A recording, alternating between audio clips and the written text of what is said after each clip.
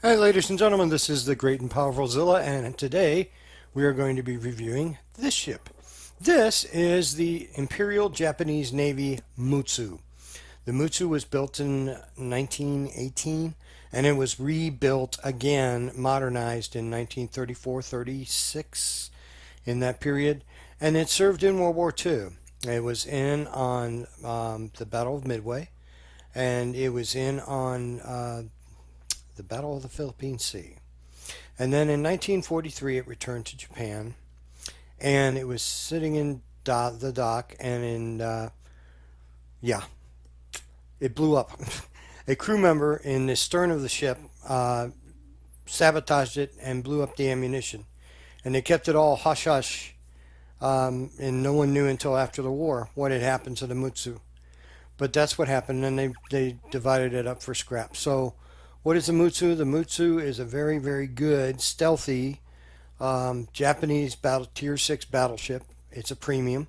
It's got 8 16.14-inch guns and 4 torpedo tubes, 2 on each side. One there, one toward the back, and then on the other side, it's got one over there and one toward the back again.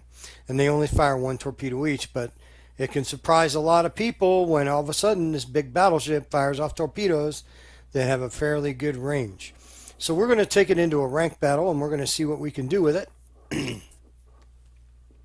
I've got pretty good skills on this captain. I'm still working her up. But yeah, that's the Mutsu, and we're going to take it up in there. It's a good ship. I've got it built for secondaries, mainly because, really, what else is there? What am I going to do? Build it AA? Really? It's not for that. It's not designed to do that. So I'm going to, like I said, I'm going to take this thing into ranked battles, and we're going to see what we can do.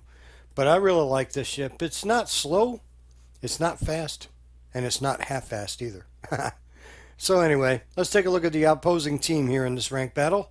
We've got a New Mexico, we've got a Queen Elizabeth, and as you can see from all the red, they really don't match up well with me.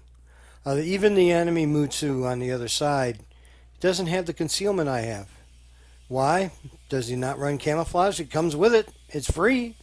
Why aren't you running camouflage? I don't get it. But anyway, we start out with it raining because everybody knows the ocean's not wet enough.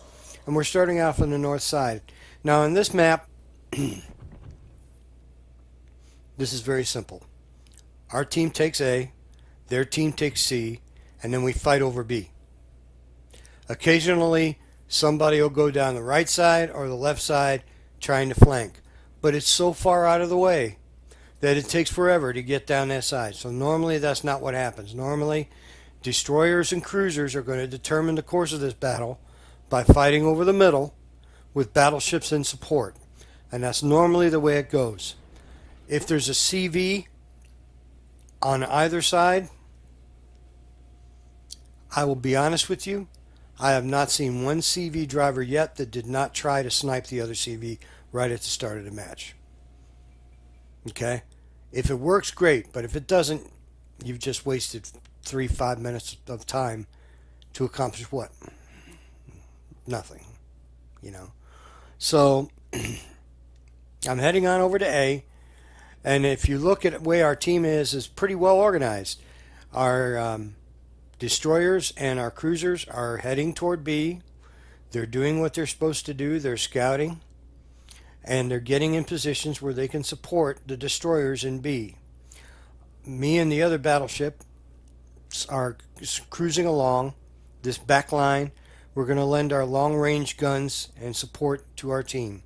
And there's the first enemy. There's a destroyer. A battleship shooting a destroyer is kind of like trying to swat a fly with a sledgehammer. Unless that destroyer makes a terrible mistake, odds are you're not going to miss him, or if you do hit him, it's going to be a glancing blow or an overpen. Okay? Now, looking at their team, right away, you can tell there's a problem. They're having a problem. Their Queen Elizabeth is out of position. She's way back there. Okay? Their New Mexico, he only does like 20 knots. Okay? So he's not going to... and Queen Elizabeth just stopped dead in the water. And as a battleship, you just don't do that unless there's a circumstance where you're nose in behind an island and you're tanking it. If you're tanking it, yeah. But to stand full broadside like that out in the middle of the open water, trying to reverse, it makes no sense.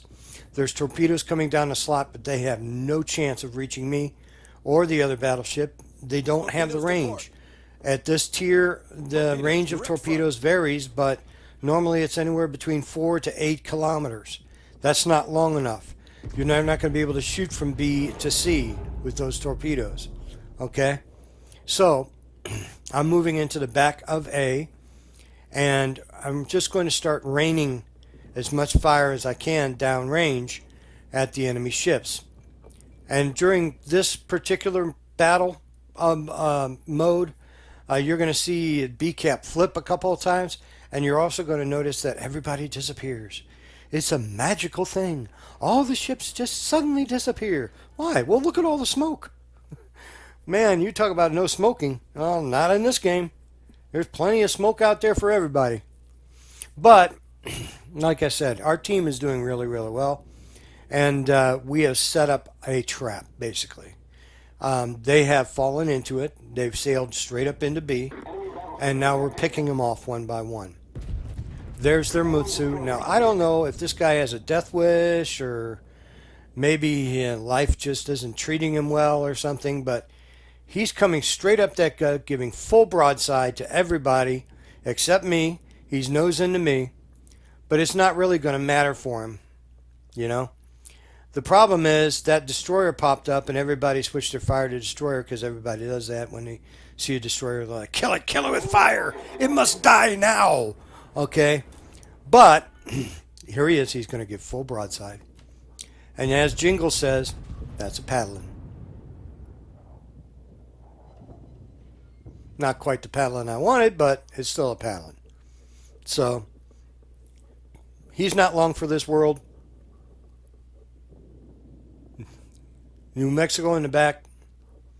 I don't know what he's doing. Destroyers have no clue. They don't have a plan. They don't know what to do.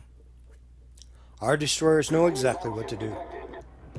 They're just more experienced players. They're better organized. Plus, we're doing something that I'm going to guess the enemy team's not doing much of, and that's communicating. Our team is occasionally talking to each other, and that's going to become key later on in this game. Okay? This Dallas, God bless him, runs into the island, and is at that moment the Dallas knew he screwed up. Okay? Those torpedoes have no chance of hitting me at all. That Dallas has beached himself. He's given up. He quit. He's just going to fire as many rounds as he can before he dies. He knows he's done. He's not even trying to get off that island. If you look at that little red dot over him, he's not trying to reverse. He's not trying to do anything. He's just sitting there. And, yeah, I'll take the kill, but I don't count it as a honorable kill because here's a guy, he made a mistake. That's it. Game over for him, you know? You have 8 16-inch guns on your broadside in the Dallas. Tell me how that works out for you. You know? And the Mutsu can absorb a lot of punishment, as you can see as I'm coming down here. Got a lot of shots coming after me. And then there's a mistake on our part. Fortunately, it didn't cost us anything. But this destroyer, in his effort to run for his life, and we've all been there, has run into me. And I'm just too big and unwieldy in a battleship to move out of his way in time. I'm using my heal, getting my heal back, getting my health back. You can get the upgraded recovery, and it'll give you an extra heal, but I find that I don't necessarily need it. And trying to save as many credits as I can. There's a Fushun over there. Torpedoes to starboard. Or is it a Fubuki? I mix those two names up all the time. Whatever Japanese destroyer is over there. He's over on my right, about C4. That's where he's at. I'm going to let my team know that in a few minutes here. Okay, but everybody saw those torps because my detection showed everybody those torps were there. Okay? So I'm going to sail into this slot. The reason I'm going into this slot, over to my right, I know I have a destroyer. He's fired torpedoes. He's got another minute before he reloads. I'm going to get behind the cover of this island, so he has to expose himself to our ships in order to get torpedoes off at me. I'm never going to detect that thing before it fires torpedoes. So I'm moving down into B. I'm going to help Cap B, and I'm going to put some fire on these two battleships who are hopelessly lost. They really, as you look at, just look at the ship language, so to speak. They don't know what they're supposed to do. They don't know what to do. What they should do is get behind that island in front of them and start laying fire down on B and set up the same kind of crossfire we did. But they're not doing that. They're too slow. They don't move fast enough. Okay? Queen Elizabeth was the same one who hesitated at the start of the game.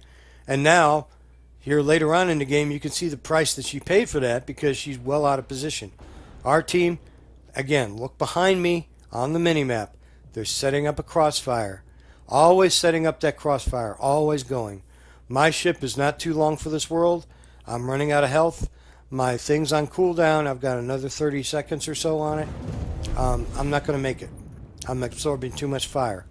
But my goal is to put as much fire down on them as I possibly can, help Cap B and get into position. Notice I'm getting all their attention. Where our destroyer over to my right on the south side of the minimap is able to slide into position and drop torps on them. Okay? And now he's shooting. Make me out to be a liar, that's fine. I'm going to blop one over this island just as I die. Boom. That's me. Gone. But I got her too. So, I'll take that trade. Thank you very much. And our team is well in control of this game. There's a little destroyer. He's over there. I think it's an Anshan. Anshan? I can't tell. Yeah, it's an Anshan. That is a destroyer for Southeast Asia. And he's moving into Cap C. Their team has no chance of pulling this back now. Well, okay, lightning does strike once in a while, but, you know, that battleship is so slow and so out of position, he has no chance to affect this battle.